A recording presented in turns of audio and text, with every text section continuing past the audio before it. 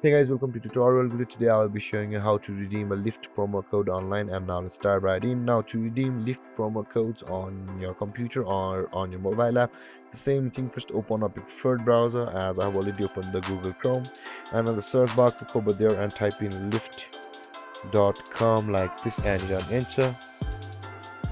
And after that, first you'll be required to log into your Lyft account, but I have already logged in, so I'll not be required to log into my account again.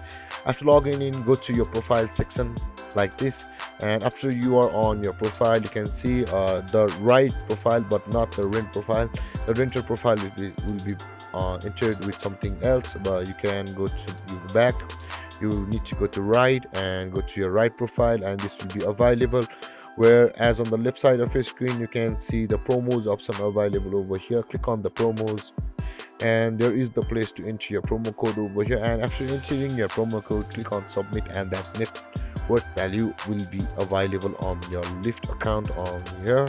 And there guys, this is how you redeem Lyft promo codes online. And if you have any confusions or questions regarding the topic, feel free to comment in the comment section below, and don't forget to like, subscribe, and hit that bell icon for more videos. Thank you for watching guys. Peace.